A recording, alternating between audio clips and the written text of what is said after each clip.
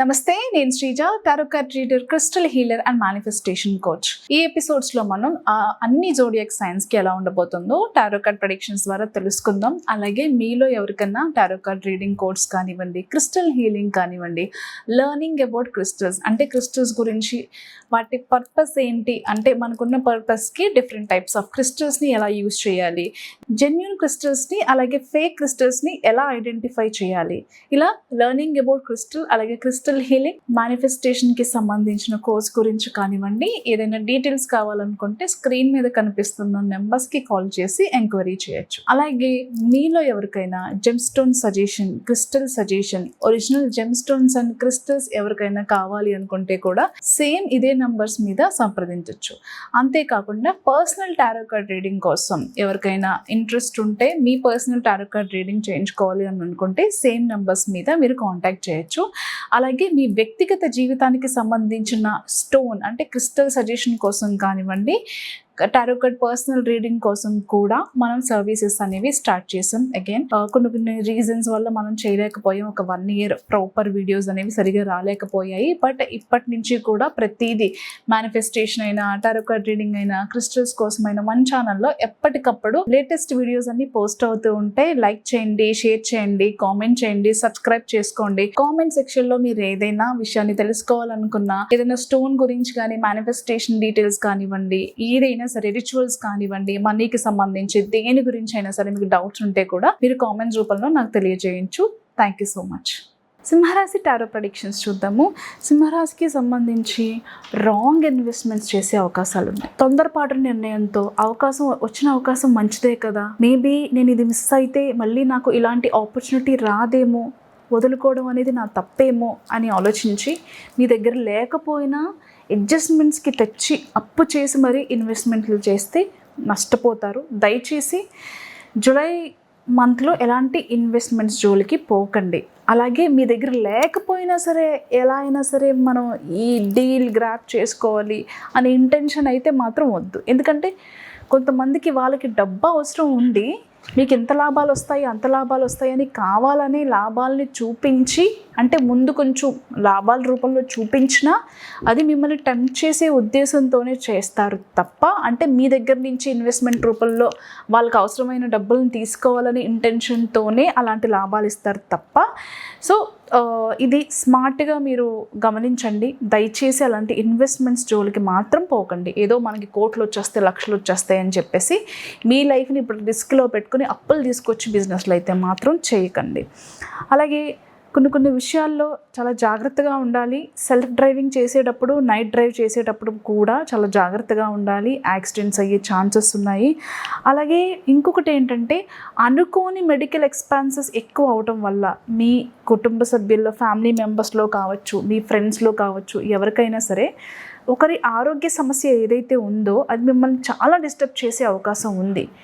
Maybe గతంలో వాళ్ళ హెల్త్కి సంబంధించి మీరు డబ్బులు స్పెండ్ చేయడం, అవి మళ్ళీ మీకు వెనక్కి రాకపోవడం, మీకు అవసరం ఉన్నప్పుడు వాళ్ళు మీకు హెల్ప్ చేయలేకపోవడం, ఇలాంటివన్నీ కూడా మిమ్మల్ని కొంచెం ఇబ్బంది పెట్టే ఛాన్స్ ఉంది. అంతేకాకుండా బ్యాక్ పెయిన్ కానివ్వండి, బ్యాక్ పెయిన్, షోల్డర్ పెయిన్, స్పైన్కి సంబంధించిన ఇష్యూస్ వచ్చే అవకాశం ఉంది. అంతేకాకుండా వేరే వాళ్ళ నెగిటివిటీ మిమ్మల్ని చాలా ఎఫెక్ట్ చేసే ఛాన్సెస్ కూడా ఉన్నాయి. అంటే మీరు ఎదుగుతున్నారు, మీరు బాగున్నారు, మీరు అందంగా ఉన్నారు, మీరు కారు కొనుక్కున్నారు, ఇల్లు కొనుక్కున్నారు, బంగారం కొనుక్కున్నారు, ఇంట్లో శుభకార్యాలు చేస్తున్నారు, ఇలాంటి విషయాలు చాలామందికి నచ్చకపోవడం, మీ ఇంటికి వచ్చినప్పుడు మీ డ్రెస్సింగ్, మీ లైఫ్ స్టైల్, మీ హౌస్, మీ కార్, మీరు నగలు, వాట్ ఎవర్, మీ చీరలు లేదా మీ వాట్ ఎవర్ చూసి కొంతమంది మీరు బాగున్నారు అని చెప్పేసి వాళ్ళు కొంచెం జెలస్గా ఫీల్ అవటం లాంటి విషయాల వల్ల ఆ నెగిటివ్ ఎనర్జీస్ మిమ్మల్ని కొంచెం ఎఫెక్ట్ చేసే ఛాన్స్ ఉంది.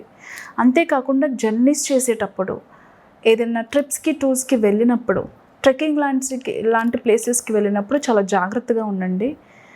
స్పైన్ ఇంజూరీ అయ్యే ఛాన్సెస్ ఉన్నాయి, బ్యాక్ పెయిన్ పెరిగే ఛాన్స్ ఉంది.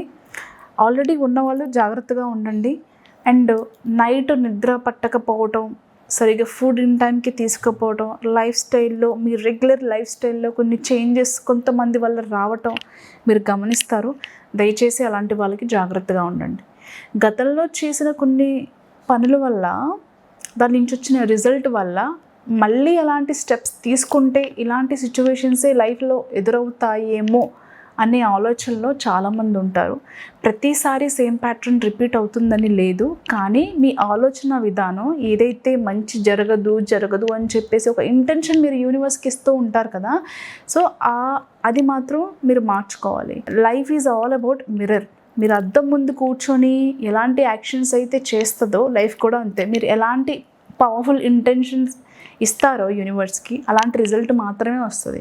కాబట్టి నెగిటివ్గా ఆలోచించడం మానేసి మంచి జరుగుతుందన్న పాజిటివ్ వైబ్తో మీరు ముందుకు వెళ్ళినట్లయితే పాజిటివ్ రిజల్టే ఉంటుంది. కొన్ని పాజిటివ్ సిచ్యువేషన్స్ ఏంటనేవి చూద్దాం.